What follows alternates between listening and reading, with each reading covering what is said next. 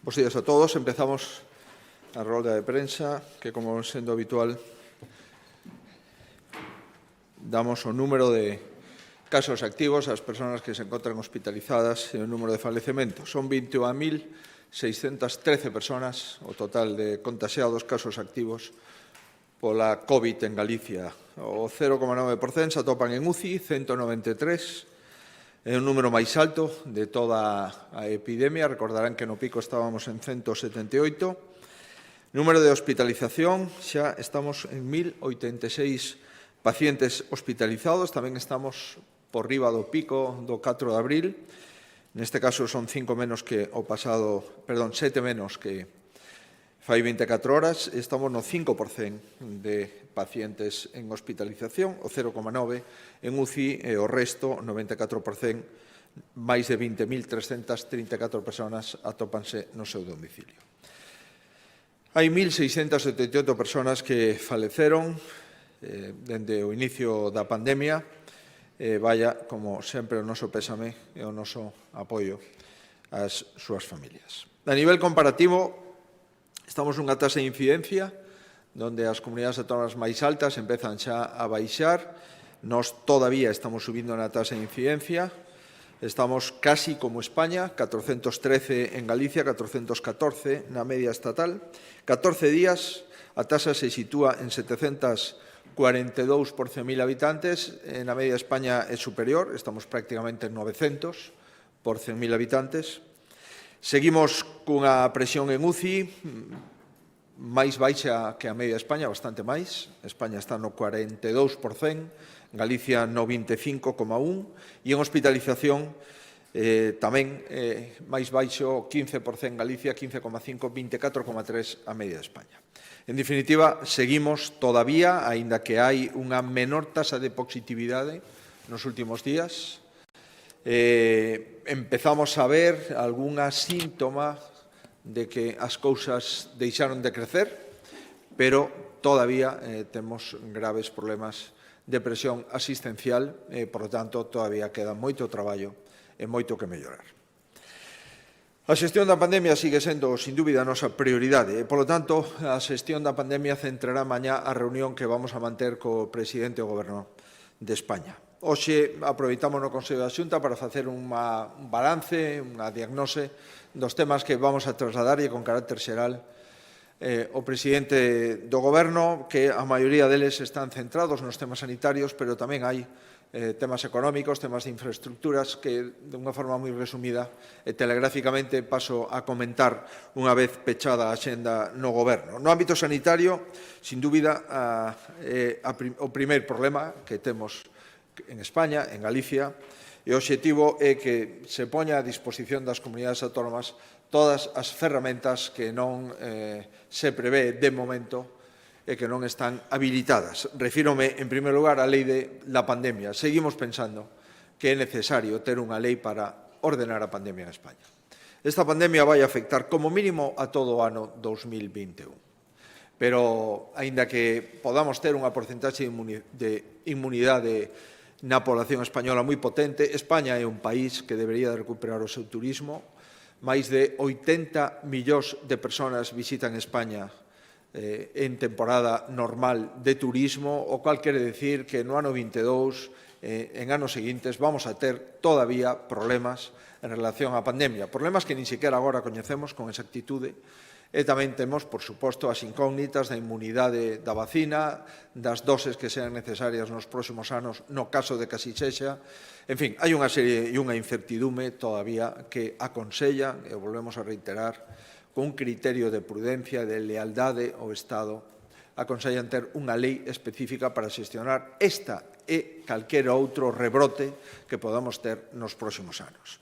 É necesario, e así o plantexamos a maioría dos presidentes autonómicos, que o Goberno reconsidere o toque de queda. É necesario que o Goberno estableza posibilidades aos presidentes autonómicos, si se quere cun protocolo, para concretar, ampliar os toques de queda ás 20 horas, ás 18 horas, en función da situación epidemiolóxica concreta de un municipio, de unha provincia, nun área de saúde. En definitiva, creo que o Goberno está a tempo de rectificar e de acertar, e con esa idea vamos a trasladarlo ao presidente do Goberno. É importante tamén reducir as interaccións sociais, reducir o risco da generalización do virus, e para iso sería bo tamén ter algúns criterios en materia de teletraballo.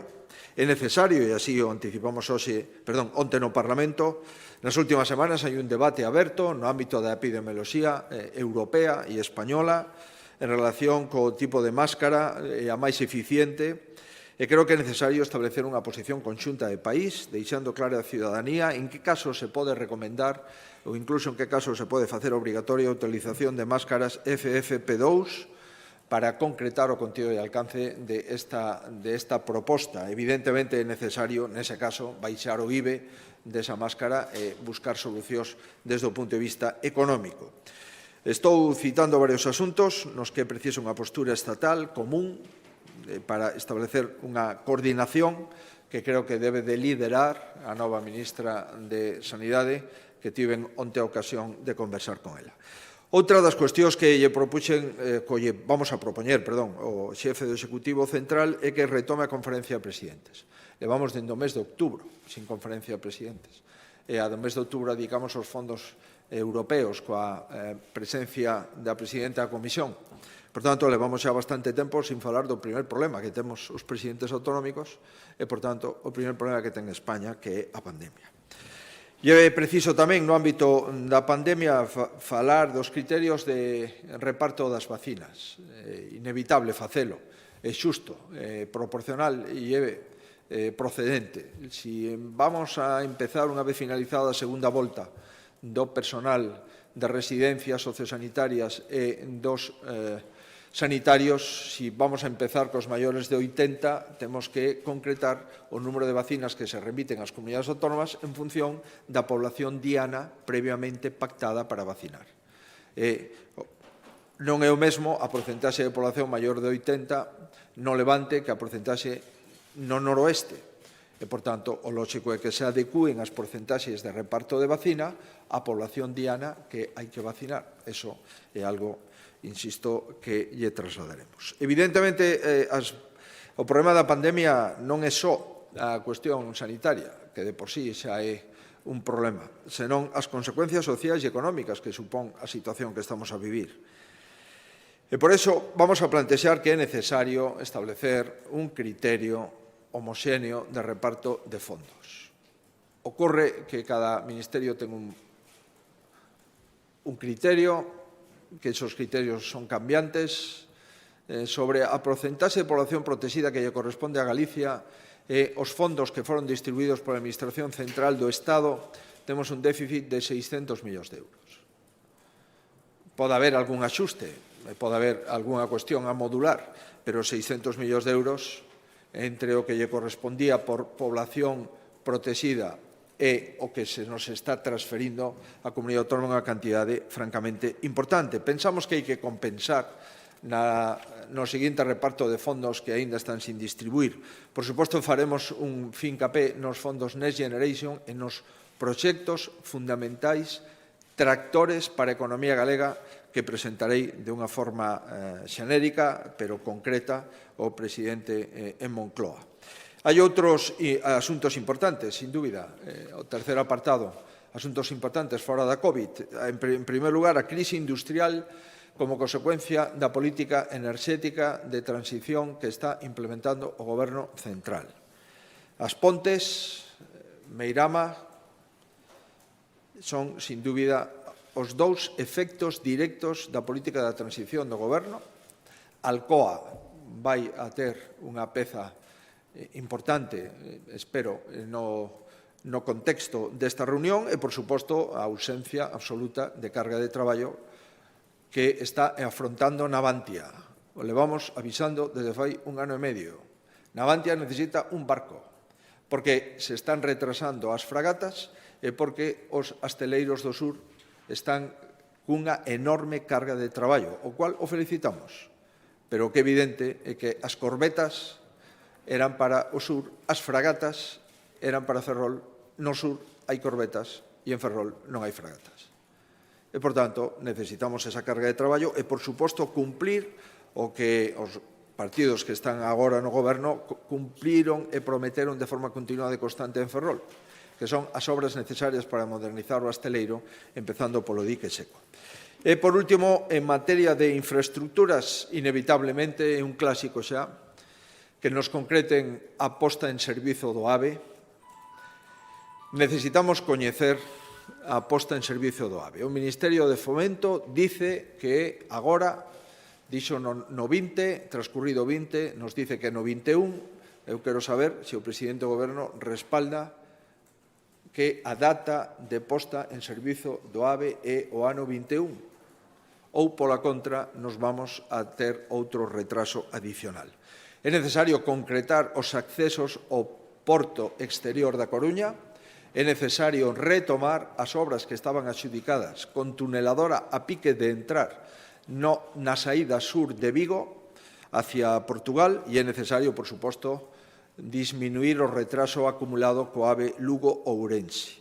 Por suposto que falaremos da rebaixa das peaxes da AP9 e da transferencia da AP9, compromisos solemnes do presidente do Goberno e do seu Goberno. E, por último, o turismo e o xacobeo teñen que estar na axenda cultural e turística de España, que lamentablemente, de momento, aínda non están.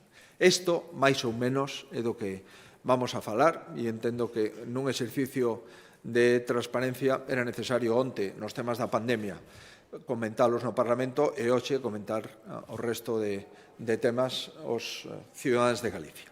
Isto é o que vou a levar en nome e representación dos galegos á reunión de Moncloa de mañá. Seguimos con temas COVID. En este caso, autorizamos a tramitación de emerxencia de 3 expedientes COVID por 5,6 millóns. O máis importante é a área sanitaria de Ourense e Verín o Barco, onde vamos a investir 4,2 millóns de euros, dos cuales 2,5 millóns son compra de laboratorio.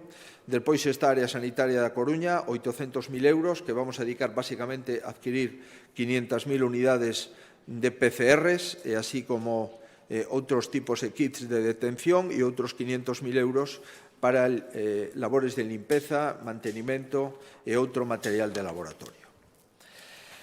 Sin dúbida, o asunto máis importante desde o punto de vista sanitario da legislatura é o novo Hospital Público da Coruña. E hoxe damos o visto e prace, unha vez que o Concello da Coruña xa aprobou o texto do convenio marco, damos o visto prace ao convenio marco que posibilitará a obra máis importante da legislatura en términos sanitarios e probablemente a obra máis importante en España en términos hospitalarios nesta década. Son 431 millóns de euros os que a Xunta de Galicia pon a disposición da sanidade pública da área da Coruña e 26 millóns de euros o que o Concello da Coruña pon a disposición, cumplindo as súas obrigas, de cesión de terreos, acceso, viales e acometidas, pon a disposición da cidade da Coruña e da área metropolitana. Como recordarán, vamos a duplicar o Hospital da Coruña nun edificio espello e vamos a construir un total entre o construído, o remodelado, o modificado e o novo 225.000 metros cuadrados. Incrementamos un 108% os postos de urxencias, un 50% máis as consultas, un 15% máis de camas e o 50% das habitacións serán individuais. Por tanto, desbloqueamos un convenio que iniciamos no mes de maio, un texto que remitimos ao Concello e despois de distintas conversas, distintas negociacións, fai unhas semanas tivemos a oportunidade a alcaldesa da Coruña e Maiseu en San Caetano de desbloquear este texto e agora xa, co visto e prace do Pleno do Concello da Coruña no día de onte e o visto e prace do Consello da Xunta, vamos xa á asignatura definitiva de esta gran obra hospitalaria, que sigue e prosigue no ámbito de Ferrol, que está a piques de adxudicarse en Pontevedra e que presentaremos nas próximas semanas a ampliación do Hospital de Ourense e seguimos traballando no proxecto de ampliación do Hospital de Santiago. Vamos a pechar o mapa de infraestructura hospitalaria. En plena pandemia e a pesar das dificultades, vamos a deixar un servicio galego de saúde do que podamos disfrutar nos próximos 40 anos. Eu agradezo ao Concello da Coruña a súa disposición, do mesmo xeito que agradezo ao Concello de Pontevedra tamén un convenio que asinamos para Pontevedra que serviu de base para contextualizar as obrigas do Concello da Coruña. A Xunta asume todo o procedemento urbanístico, os trámites e o proxecto de interese autonómico. A Xunta se compromete á redacción, supervisión, aprobación, licitación, adxudicación e pago da totalidade da obra. A Xunta se compromete á urbanización e ás infraestructuras necesarias ata conectalas cos accesos viarios que lle corresponden ao Concello. En definitiva, son 431 millóns de euros, 264 obras de hospitalización, 100 millóns equipamento e instalacións, 10 millóns traballos previos e demolicións e 33 millóns accesos e urbanización, máis xa os 13 millóns de euros que estamos executando na fase 0 e os 7 millóns de euros que están en licitación para a redacción de documentos técnicos e proxectos básicos de execución. Compromisos do Concello, o solar, nos cede solo para facer o hospital. Ocurre sempre en todos os concellos, salvo nun. Adquisición de terreos necesarios para o hospital, 10 millóns de euros, e para accesos viarios, 12 millóns de euros. Tamén se compromete a tramitar a posta a disposición dos Sergas dunha parcela adicional, neste caso de titularidade municipal, que o Concello valora en 2,3 millóns.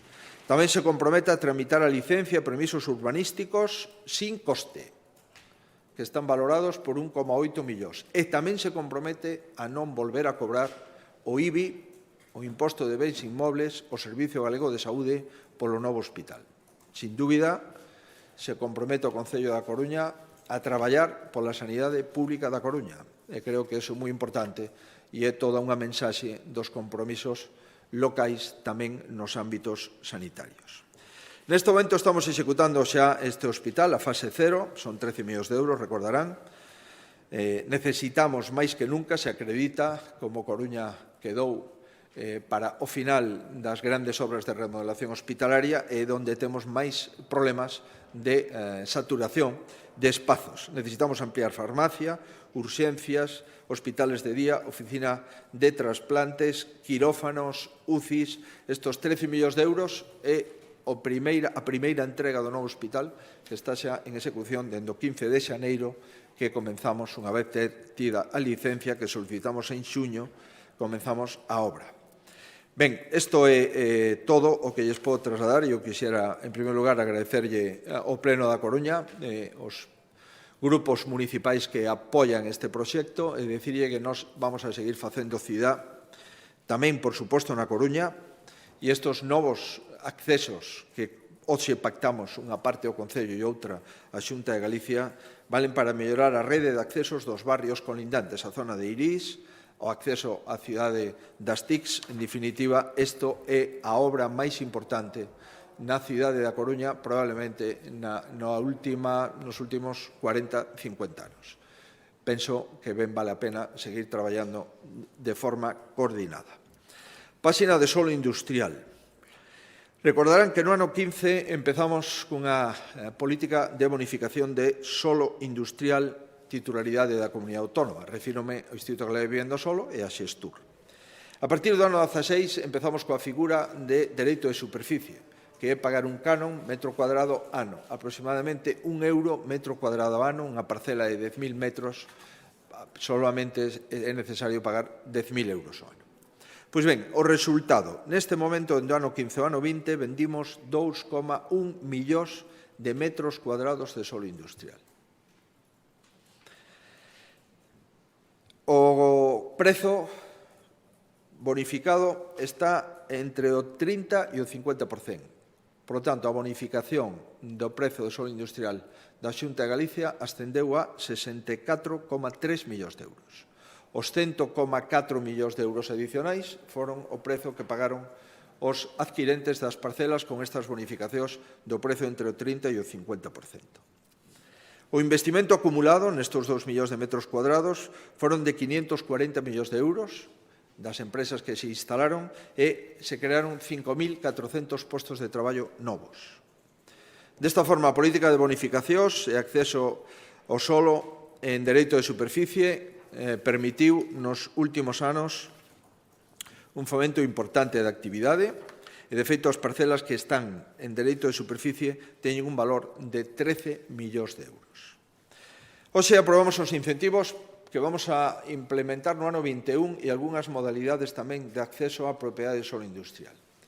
Bonificaremos todo o solo da comunidade autónoma e adicamos 8 millóns de euros a descontos que se moven entre o 30% e o 50% en función do polígono e a súa ubicación. E poñemos á venta 1,4 millóns de metros cuadrados, todo o solo industrial que posúe Galicia, xa sexa polígonos xa consolidados ou polígonos que neste momento estamos executando a súa urbanización, pero xa os poñemos á venta. Son 545 parcelas, 1,4 millóns de euros e se incluyen xa as fases de polígonos que están a piques de finalizar. A última fase de Morás, o polígono de Touro, o polígono ampliación de Xinzo de Limia, as novas fases dos polígonos das Gándaras en Lugo, outro polígono en Cospeito, o polígono de Taboada e o polígono de Quiroga, que son polígonos que estamos finalizando e xa poñemos a comercializar. Hai tres opcións. Compraventa cunha bonificación entre o 30% e o 50% do solo. Dereito de superficie con posibilidade de facer adxudicacións a proxectos singulares na modalidade de dereito de superficie. Por tanto, cando hai un proxecto singular de un gran investimento, hai prioridade para ese investimento no ámbito do dereito de superficie. E a terceira modalidade nova é un dereito de aluguer. Nos están plantexando, ás veces, a necesidade de construir instalacións de carácter intermitente, non de carácter fixo, e nos piden que teñamos esa modalidade. Esa modalidade se inclúe, pois, dentro das modalidades de ocupación de solo industrial, sobre todo na zona de Ferrolterra e na zona perimetral con Portugal. O obxectivo é que dean cabida as instalacións non permanentes e, por tanto, hai esa nova demanda e ten que haber unha resposta. Ademais diso, como consecuencia da COVID, recordarán que estamos neste momento concedendo prórrogas ata 3 anos para finalizar as obras de parcelas que tiveron bonificación de prezo, extensión ata 6 meses máis o prazo para o pago do importe da compra de solo adquirido e tamén ampliación do período de carencia e exercicio de opción de compra pasando de 5 a 10 anos. Unha vez finalizado o dereito de superficie, hai 5 anos para exercer a opción de compra, ahora damos 10 anos para exercer a opción de compra e facilitar así un difícil tarefa que é facer solo en Galicia, con todas as dificultades nas expropiacións e con todas as dificultades urbanísticas que posúen moitos concellos onde non teñen plan xeral e tampouco teñen posibilidade de facer polígonos industriais e temos que utilizar técnicas como a Lei 3, que son unhas técnicas francamente complexas.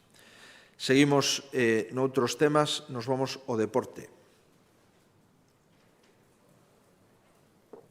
É unha mágoa a suspensión do deporte que tivemos que facer dende onte, a suspensión da competición autonómica, a limitación do deporte en equipos, certamente o lamentamos e o lamentamos profundamente. No ano 21 vamos a manter todas as subvencións ás federacións deportivas con independencia de que a súa actividade, como consecuencia das restriccións sanitarias, tivera que baixar. Vamos a destinar 4,4 millóns de euros e o financiamento máis elevado dende o ano 2011. Son 57 federacións deportivas as que reciben luz verde para estes convenios e os convenios son en función de unhos parámetros obxectivos, número total de licencias femininas, deportistas con discapacidade, clubs participantes en competicións oficiais, deportistas que forman parte de seleccións, número de deportistas galegos de alto nivel de cada federación. Estes son os criterios. Ademais destes 4,4 poñemos 700.000 euros para outras liñas de axudas para adquirir equipamento deportivo para as federacións e outra liña de 1,9 millóns de euros para clubs e entidades para gastos ordinarios e outra de 2 millóns para facer fronte a gastos da pandemia. Bueno, en definitiva, queremos, a pesar das restriccións da práctica deportiva por un criterio sanitario, queremos que as federacións e os clubes, polo menos, podan resistir desde o punto de vista económico a situación da pandemia. No eido do territorio. Poñemos por primeira vez un mapa de usos e coberturas de solo a escala 1:5000 nos concellos da costa galega. Chegamos a facer un escaneado do territorio de 82 concellos costeiros, donde escaneamos 4 millóns de parcelas, 5.270 kilómetros cuadrados, o que supón o 17,8% do total da superficie de Galicia.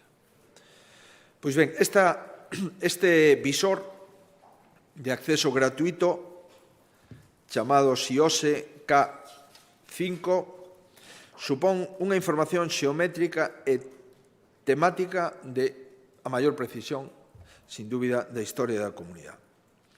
Ofrece unha información espacial de 4 millóns de parcelas, 5.270 hectáreas, de unha zona de alta complexidade territorial, como é a costa galega.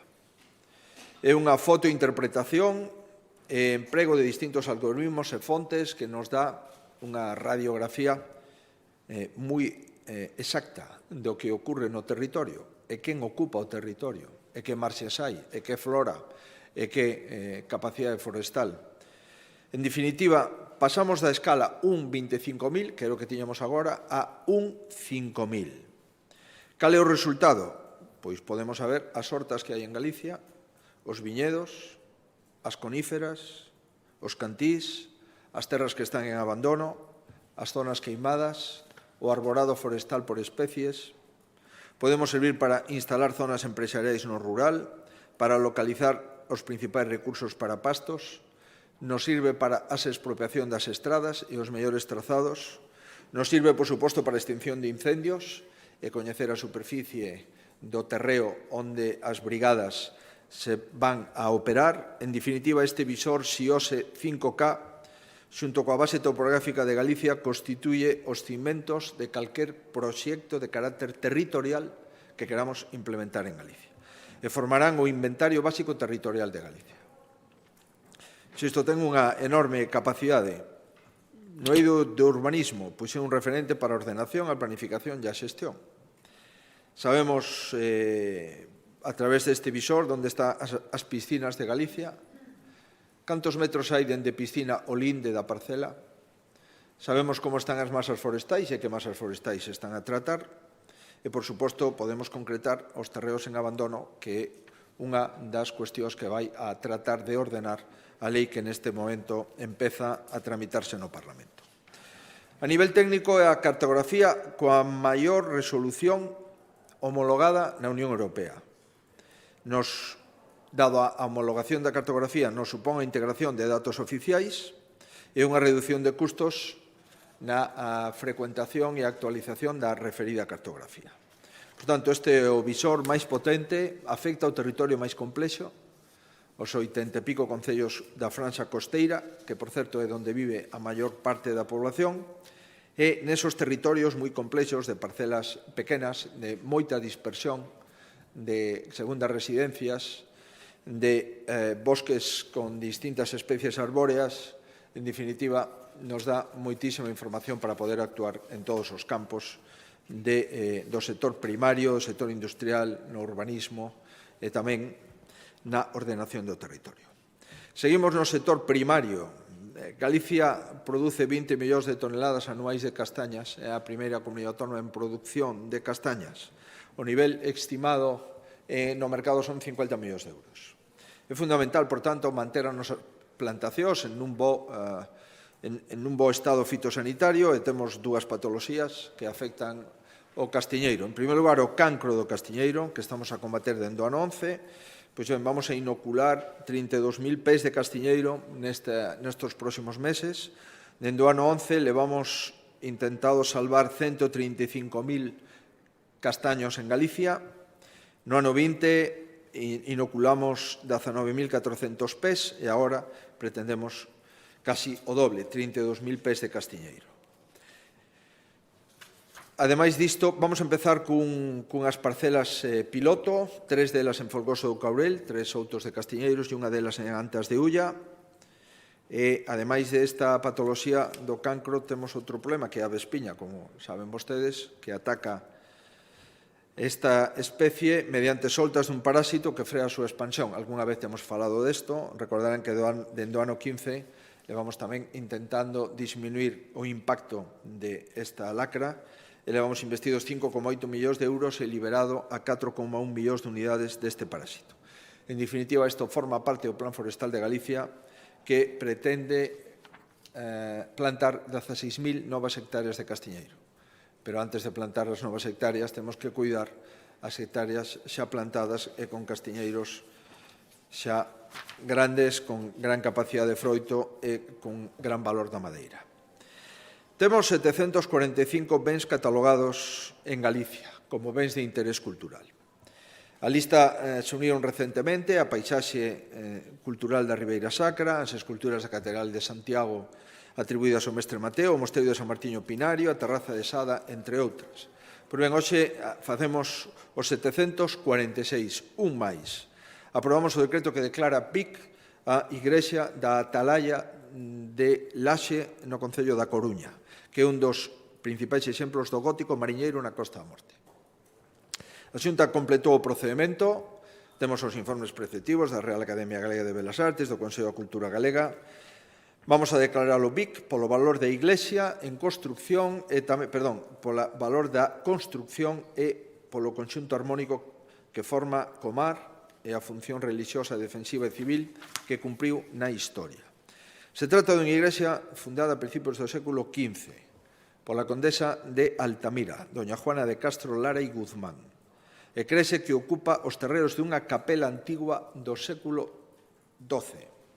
Ademais, é un baluarte defensivo, mariñeiro, e, ademais, no seu interior hai 45 elementos mobles que pasan a formar parte do catálogo de Patrimonio Cultural de Galicia. Estamos falando de imaxes, de ornamentos religiosos, de retablos pétreos da restauración. En definitiva, estamos falando de un conxunto de bens que ben vale a pena declarar ben de interés cultural. Levamos 70 bens de interés cultural declarados a partir da Lei de Patrimonio Cultural de Galicia que aprobamos no ano 2016. En este momento a Xunta está xa iniciando os trámites para declarar 5 bens de interés cultural máis. E, por último, en materia de infraestructuras, aprobamos un decreto que regula os servizos de transporte marítimo de persoas en augas interiores de Galicia. Este cambio facilita que a inscripción das empresas no rexistro se reduce e os prazos de tramitación tamén. Os cambios. Sustituímos a anterior solicitude por unha declaración responsable. Automáticamente, declaración responsable, mandada a través de correo electrónico, automáticamente alta no rexistro. A inscripción no rexistro terá unha duración indefinida, pero a declaración responsable deberá de remitirse todos os anos. E, por tanto, hai unha declaración continuada e constante de que a empresa está cumplindo e merece a inscripción registral. Outro cambio. Mellora o sistema de información aos usuarios. Obriga a publicar as modificacións e as cancelacións e os cambios de servizos nos portos e na páxina web de cada compañía. Ata o momento só era obligatorio comunicalos na ventanilla de venda de billetes ou nas embarcacións. Evidentemente, eso non era moi operativo. E, por último, aprobamos unha transferencia dunha estrada a prol do Concello da Pontenova, unha vez que se pon de acordo coa Diputación de Lugo na transferencia deste vial provincial que se converte en municipal. Estamos falando de algo máis de 5,5 kilómetros que vai dende Boulloso a Figueirúa por Dodrín. Esta é a estrada que se transfire entre a Deputación de Lugo e o Concello da Pontenova. Mais nada, isto foi todo no Consello da Xunta de hoxe. Sí, por favor, presidente, quería preguntarlle se Galicia, o Servicio Galego de Saúde, está en disposición, ten medios para colaborar de algún xeito con Portugal na atención aos enfermos da COVID que colapsa os seus centros, e tamén no caso da vacinación e a espera da reunión de mañán co presidente Sánchez, se existe o risco de que Galicia teña que suspender o programa de vacinación tamén, como fan outras autonomías. Nós non temos ninguna solicitude formal do goberno portugués en relación á colaboración de capacidade asistencial do Servicio Galego de Saúde. Por tanto, o goberno portugués sabe perfectamente que Galicia é un territorio especialmente unido a Portugal dende fai séculos e, ademais, desde o punto de vista da Unión Europea, a primeira eurorrexión registrada na Unión Europea. Este tipo de cuestións entendemos que son entre Estados, entre o Estado portugués e o Estado español. Nós non somos requeridos de momento para ningunha colaboración ao respecto. A que si me gustaría é que Portugal intente, e espero que sí, pois pasar esta onda pandémica con menor dano posible. me podo asegurar que en función das nosas posibilidades e en función do que se solicite, por suposto que estudiaríamos se hai algunha proposta concreta de material ou algunha proposta concreta de colaboración coa sanidade portuguesa. En relación coas vacinas, Galicia sempre tentou manter unha porcentaxe de dose sin dispensar ante posibles rupturas de stops e non deixar de implementar a segunda dose unha vez implementada a primeira. De momento, nós mantemos o calendario vacinal e a dispensación vacinal como estaba prevista. Onte, insisto, que tuve unha ocasión de saudar e de conversar coa ministra de Sanidade e trasladei se Pfizer vai a seguir mandando as doses, polo menos as anunciadas na próxima semana. Me dixo que sí. Por tanto, se as doses o luns entran na comunidade autónoma conforme o que estaba previsto, non haberá problemas de dispensación da segunda dose e de primeiras doses que está traballando o Servicio Galego de Saúde. Creo que sempre hai que ser previsor. Non se pode dispensar todas as doses sin ter unha reserva mínima, porque senón ocorre que ás veces pois hai algún problema na produción de vacinas e tes en cuestión a segunda dose dos primeiros vacinados e iso evidentemente é un problema importante de xestión de saúde pública. En fin, se o luns chegan as doses que están previstas, Galicia non terá os problemas que teñen algúns outros servicios de saúde. Sí, presidente. Bo día. En relación a retomar a conferencia de presidentes que facía referencia agora na súa exposición, non sei se se refire máis ben a unha reunión para abordar cuestións concretas que agora mesmo este sobre a mesa ou se cree que se debería, de algún xeito, recuperar eso que houbo na primeira ola, non, de reunirse todos os presidentes, digamos, pois dun xeito semanal. Eso por unha banda. E despois, en relación aos listados de vacunación da comunidade, plantéxase a Xunta de algún xeito modificar o protocolo ou tomar algunha decisión concreta para evitar que se repitan erros. O digo, por exemplo, pensando na polémica que houbo en Extremadura, non, que fixeron unha modificación que parece que dará a entender que se poden vacunar sen estar en primeira liña os xestores dos hospitais. Grazas. Vamos a ver, nós pensamos... España está nunha situación pandémica de, as cifras así o acreditan, de un nivel de ocupación de UCIs do 40% e de unha incidencia a 14 días de 1.000 habitantes de 900. Está, sin dúbida, no peor momento da pandemia. Hai 6, 7 comunidades autónomas que superan os 1.100, 1.200 de incidencia. E as comunidades que estamos mellor, estamos nunha situación de unha enorme tensión. E, por tanto, se nos reuníamos cando as cousas estaban mal, agora que as cousas están tan mal ou incluso algo peor, deberíamos tamén de ter reunións de colaboración e de situación compartida para evitar determinadas cuestións que ás veces se producen. É certo que, polo que vimos, o ministro da pandemia pois estaba xa actuando nas últimas semanas máis pensando nas súas novas responsabilidades.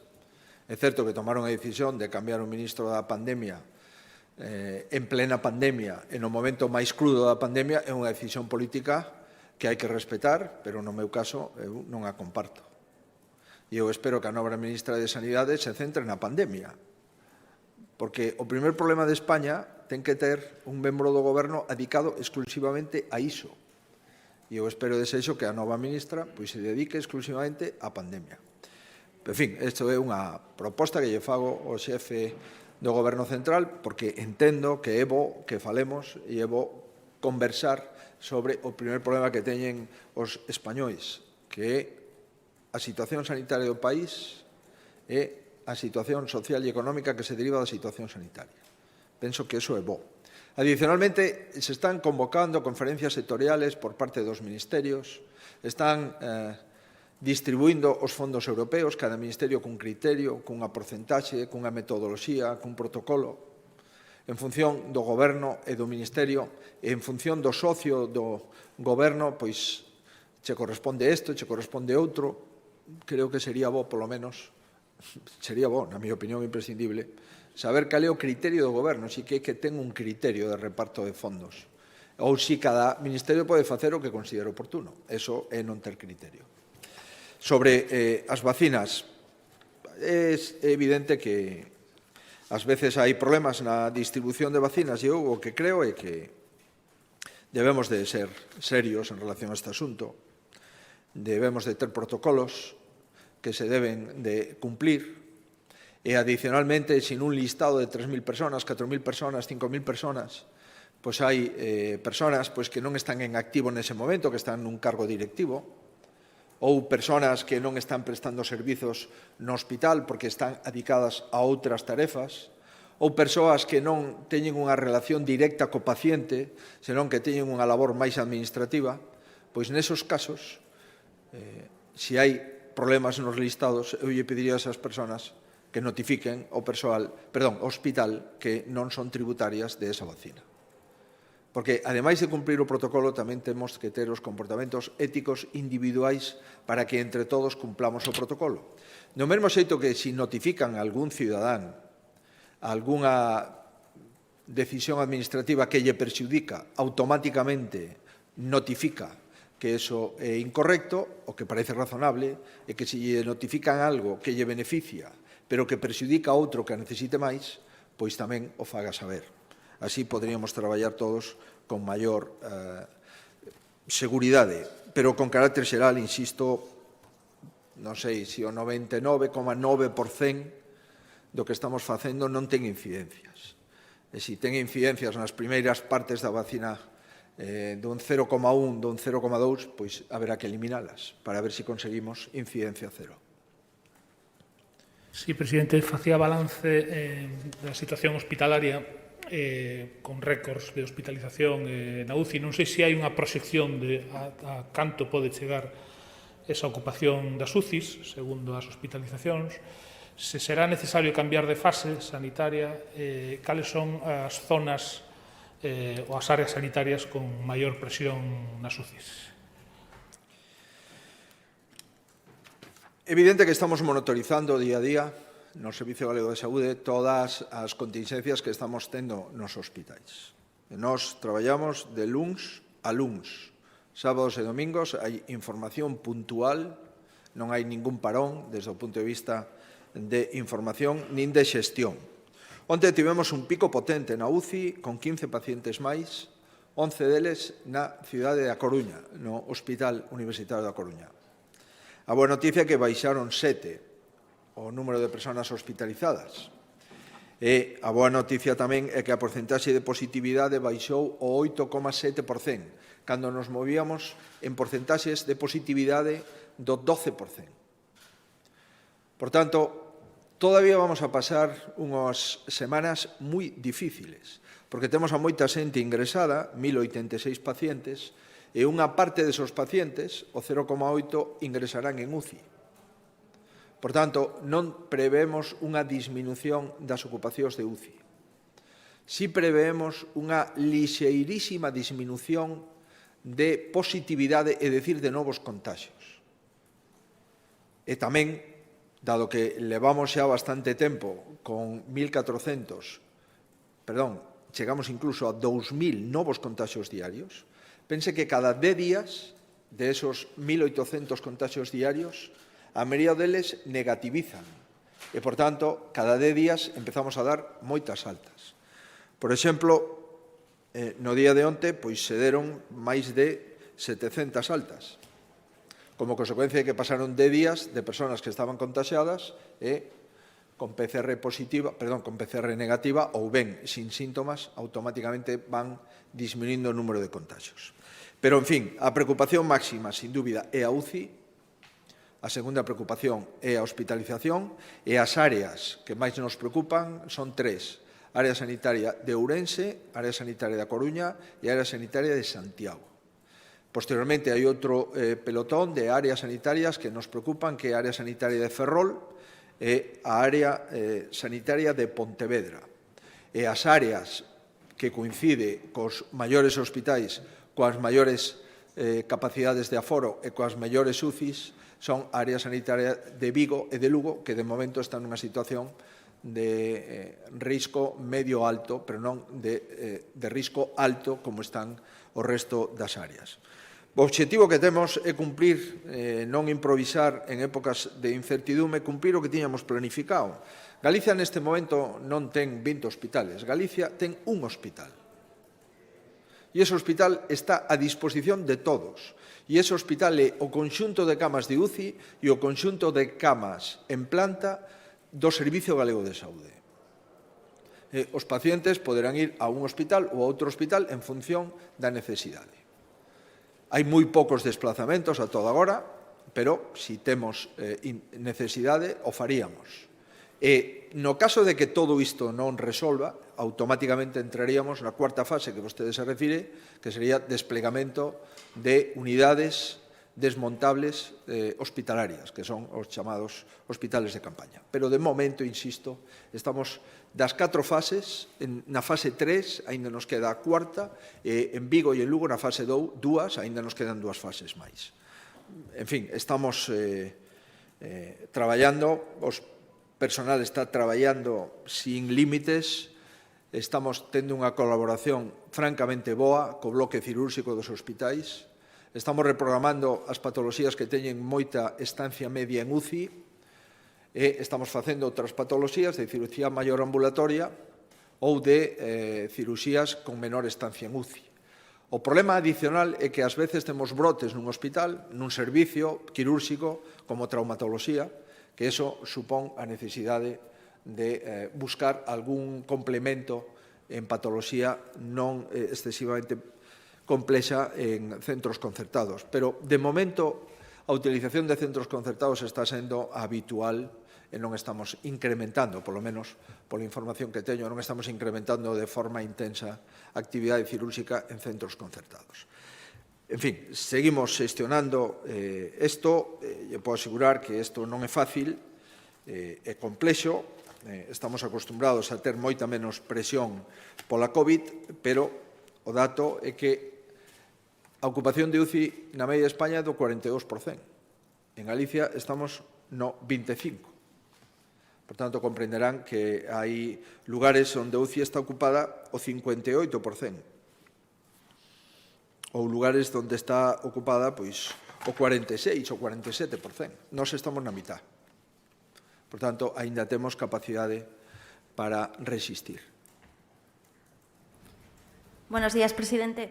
Yo quería volver al tema de las vacunas. Quería preguntarle si han recibido esta semana las vacunas que le corresponden a Galicia, si hay suficientes o no, si quedan o no, y si han tenido que parar en algún momento por falta de vacunas. Y al hilo de esto, querría saber cuántas se han puesto ya. Gracias.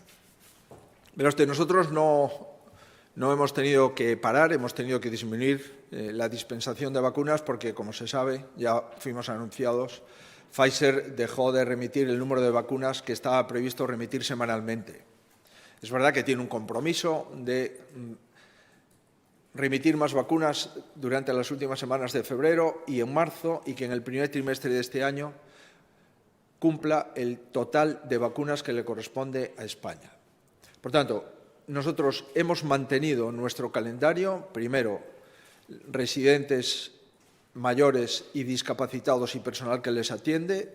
Segundo, personal sanitario de primera línea. Ya estamos acabando la fase de la segunda vacuna a todos los mayores en residencias de tercera edad y a todos los discapacitados y a todo el personal sanitario que le atiende. Y seguimos ampliando la primera dosis del personal sanitario y empezaremos ya con la segunda dosis del personal sanitario. De momento, insisto, no hemos parado la vacunación. Es verdad que desde el primer instante Galicia ha utilizado cada vial de vacuna para 6 vacunas. Eso nos da un plus, evidentemente, de número de personas. Y podríamos dispensar todas las vacunas que tenemos en horas. No dispensamos todas porque tenemos que guardar entre un 30, un 28, un 35% de vacunas para la segunda dosis. Por tanto, nos gustaría, por supuesto, lo que tenemos es muy poquito, igual que el resto de los servicios de salud, igual que el conjunto de España, y como hemos dicho, entre 8 y 10 semanas Galicia vacunaría al 100% de su población. Comprenderá que la cuestión quedaría resuelta a mediados del mes de abril.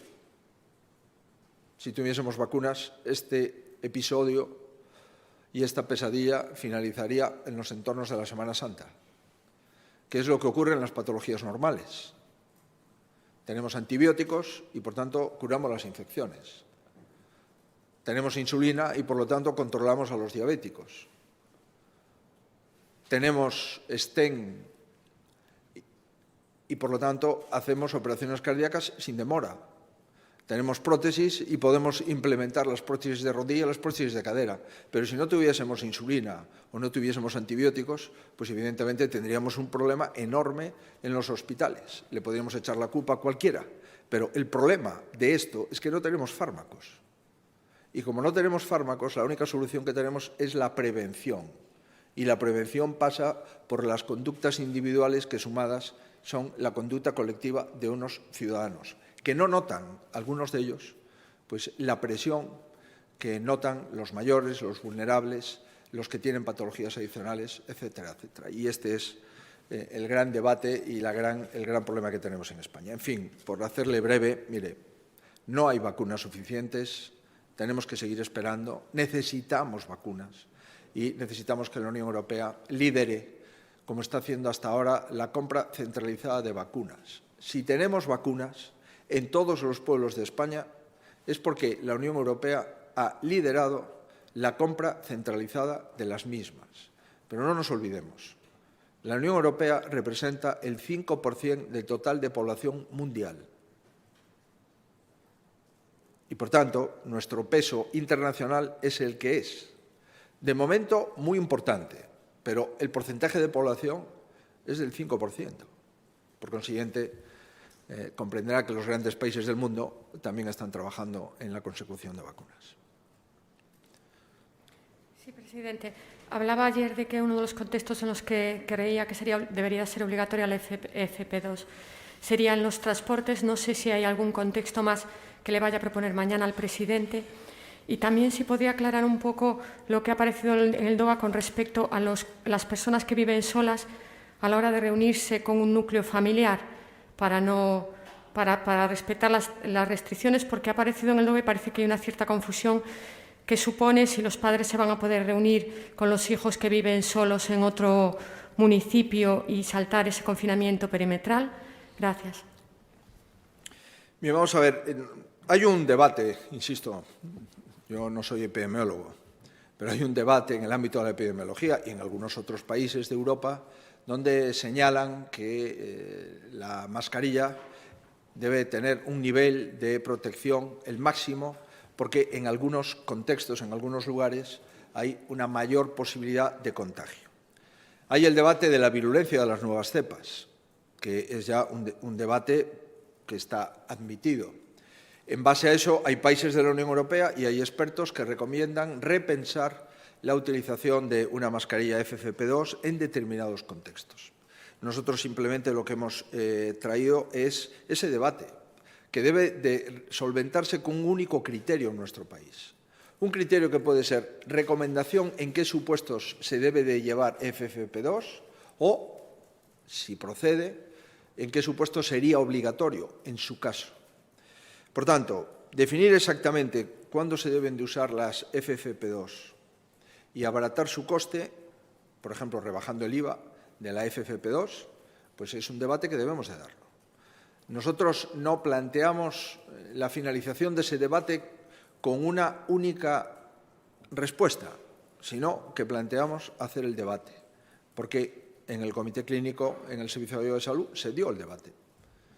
Y esos debates no creo que debamos de darlos unilateralmente los servicios de salud, sino que debemos de darlos en su conjunto. El precio de esa mascarilla es muy alto. En segundo lugar, el IVA de esa mascarilla es del 21%. Y, en tercer lugar, la mascarilla quirúrgica sigue siendo una mascarilla muy útil para la inmensa mayoría de los supuestos. Lo que hay que hacer, evidentemente, es cambiarla. Y las mascarillas de tela solamente se pueden utilizar si están homologadas. Y el proceso de homologación de una mascarilla de tela es un proceso que le corresponde a las autoridades laborales y a las autoridades sanitarias. Y a veces vemos algunas mascarillas de tela que dudamos, sin entrar en la estética de las mismas, que a lo mejor son muy bonitas, dudamos de que estén homologadas. Por tanto, las mascarillas tienen que estar homologadas. La mascarilla quirúrgica es una mascarilla potente, con una capacidad de protección muy alta. La de mayor protección es la FFP2, que se utiliza normalmente en contextos de aerosoles y en contextos de UCIs, etc. Los alemanes consideran que también es razonable implementarlas en el contexto del transporte público. Bueno, analicemos exactamente qué es lo que nos dicen los colegas alemanes y en España pues hagamos un criterio. Pero nada más, no se pretende más que seguir profundizando ante una virulencia de las nuevas cepas y ante la respuesta de algunos servicios estatales de salud de los socios europeos. ¿Cuál es la respuesta de España? Esa es, creo que, una pregunta procedente en este momento. Y en relación con los temas de las personas que viven solas, efectivamente nosotros estamos intentando que aquellas personas mayores que viven solos tengan una posibilidad de tener un contacto con un familiar, un hijo o un familiar directo que le pueda cuidar. Yo creo que en el DOGA viene suficientemente expresado, pero si le parece podemos sacar una nota explicativa de todo esto. El objetivo es la interpretación de la norma que no produzca más efectos perversos de lo que la norma prevé solventar. Y es evidente que si dejamos a los mayores que viven solos sin ningún contacto e interpretamos de forma estricta que solamente se pueden reunir unidades convivenciales en un mayor que vive solo, no le podemos dejar solo durante 3 semanas. Y, por tanto, si es necesario saltarse los principios de la norma para el cumplimiento de la misma, el espíritu de la misma, pues hay excepciones que así lo concretan. Pero yo prefiero, para no hacer ningún tipo de digamos, imperfección en la respuesta, prefiero dársela con el Diario Oficial de Galicia en la mano, que es mucho más seguro. Bos días.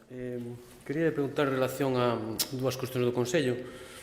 Quería preguntarse a primeira, exclue ou descarta xa no modelo do Hospital da Coruña o modelo que implantou en Vigo da cesión dos servicios non clínicos ás constructoras, é dicir, se vai a ser 100% público. E logo, con respecto ao proxecto XOSE 5K, queria preguntar por que só se fixo en zonas costeiras e non noutras áreas de Galicia. E depois outras dúas cuestións son relacionadas tamén, un pouco que comentaba Mónica, por que no DOGA se permite a mobilidade dos cazadores, cando hai un montón de xente que non pode ver familiares, digamos que non se pode mover entre concellos e si os cazadores están permitidos facelo. E tamén, con respecto a, digamos, o debate que está mantendo a Xunta cos concellos e a Deputación, o sector hosteleiro de Pontevedra e o de Santiago amosan, digamos, a súa posición favorable a que sexa 1%, que todas as administracións aporten 1% a ese fondo. Quería saber se a Xunta vai a subir do 0,65 ou 1% ese fondo. Gracias. Vamos a ver, en relación co Hospital da Coruña, é un hospital público exactamente igual que o Hospital de Vigo. O Hospital de Vigo está inscrito no rexistro da propiedade en favor do Servicio Galego de Saúde Xunta de Galicia, igual que o Hospital de Coruña. Neste momento, nós podemos incurrir en déficit público. No momento que fixemos o Hospital de Vigo, tiñamos un tope de déficit público. Fomos ao Goberno de España, por certo, socialista en aquel momento, e lle trasladamos a dificultad de cumplir o compromiso de facer un novo hospital público en Vigo e de cumplir a consolidación fiscal. Estamos falando do ano 10, 11. E a intervención xeral do Estado, do Goberno do presidente Zapatero, nos dixo que a única solución que había era unha técnica coñecida, por certo, hai varios hospitales en gobernos de todo color, incluídos socialistas, de PPP, financiación pública-privada, que unha empresa fai o hospital e a Xunta, neste caso, cada ano paga a parte que corresponde pola construción do hospital máis os gastos financeiros. Eso é todo. Neste momento temos capacidade de déficit e, por tanto, temos capacidade de non acudir a ese sistema. Se en algún momento tuvésemos outra vez topado o déficit público e a única solución que nos dá o Goberno central é ese sistema, pois o faríamos igual que se fixo, por exemplo, en Ibiza, con un goberno socialista. En relación co sistema e o visor, que inicialmente empezamos pola costa, empezamos polo territorio máis difícil, polo territorio máis poboado, polo territorio máis urbano. Nos parecía que había que empezar por algún lado. Evidentemente que ese visor queremos estendelo ao resto da comunidade autónoma. En relación coa caza, é coñecido e é un clásico. En Galicia temos cantidad de reclamacións dos gandeiros, tamén dos agricultores, dos alcaldes, co problema dos jabalíes. E, por tanto, o que facemos é deixar facer batidas dos xabalíes, porque é imprescindible para manter o gando e o agro dunha forma medianamente razonable, a pesar da situación da pandemia que temos e a dificultad que temos para facer outro tipo de actividades. E a outra cousa non me acordo que era. Sí, o tema da hostalería, sí. Sí, vamos a ver, nós levamos, onde o comentábamos no Parlamento, 80 e pico millóns de euros, 83, 86, non me acordo con exactitude, a disposición da hostalería, das microempresas, maior parte delas tamén hostalería, e dos autónomos, que tamén, a maior parte de autónomos tamén son hosteleiros. E pagamos unos, creo que recordar, sobre 66 millóns de euros, nos queda todavía unha parte de microempresa que estamos pagando no mes de xaneiro. 19.000 hosteleiros recibiron 37 millóns de euros. Empezamos co segundo plan de rescate como consecuencia das restriccións.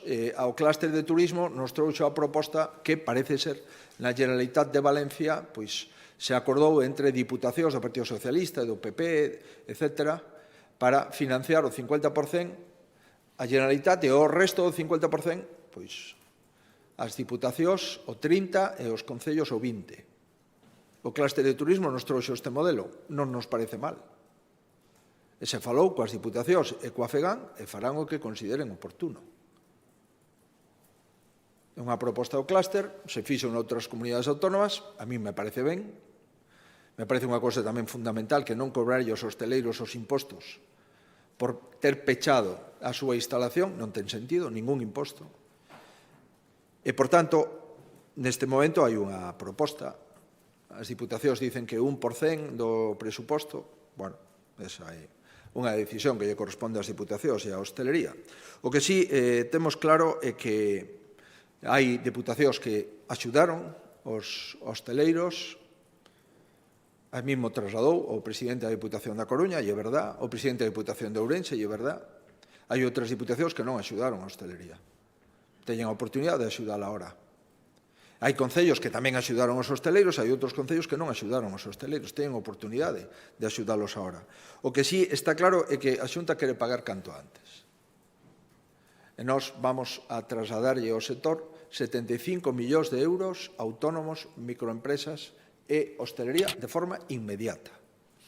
E nos gustaría que a proposta do clúster sexa aceptada polas diputacións e polos concellos, pero eso non depende de nós. O que dependa de nós, eso sí se vai a cobrar de forma inmediata e queremos leválo xa inmediatamente ao diálogo social para publicar a orde no Diario Oficial de Galicia e non enredarnos máis porque hai moitísima xente que o que quere é cobrar e nós o que queremos é pagar.